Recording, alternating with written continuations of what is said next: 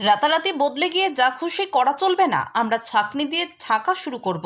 ব্যারাকপুরে বিজেপির ১ নম্বর মণ্ডলের তরফ থেকে বিজয় মিছিল অনুষ্ঠিত হলো। মিছিলে বিজেপির সমর্থক সহ প্রথম সারিতে বিজেপি বিধায়ক কৌস্তব বাগচি মানুষের সামনে এসে তাদের ধন্যবাদ জানান।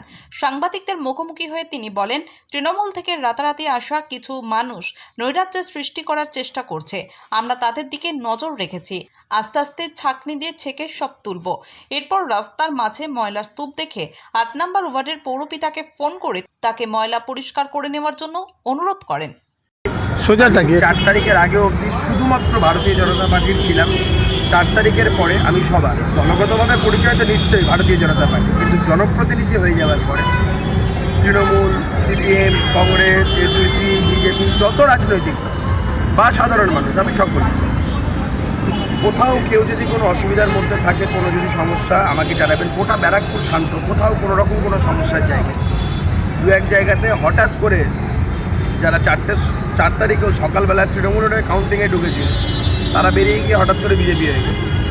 সাধারণ যারা জমায়েতে ছিল তৃণমূলের, যে তৃণমূল জিতলে বিজেপিকে ধরে পেটাবো, তারাই হঠাৎ করে বেরিয়ে গেরু আবির টাবির মেখে তারা হঠাৎ বিজেপি হয়ে গেছে।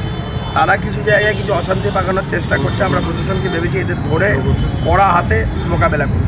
ভারতীয় জনতা পার্টির পুরনো কার্যকর্তারা কেউ কোনো রকম অশান্তি কোথাও করবে না।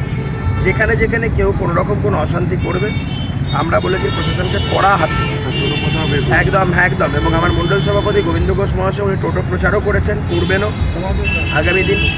কোনো বিজেপি কার্যকর্তা কোনো অভব্য আচরণের সাথে জড়িত নয়। কিছু জায়গায় যেই 1-2 জায়গায় হয়েছে, আমাদের কাছে নজরেও এসছে, সেটা হচ্ছে ওই তৃণমূল থেকে রাতারাত করে হঠাৎ বিজেপি দিচ্ছে।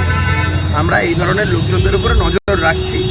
আমরা ছাঁকনি নিয়ে বেরোবো এরপরে 2 দিন পরে। আর ওই ছাঁকনি করে সব ছাঁকা হবে।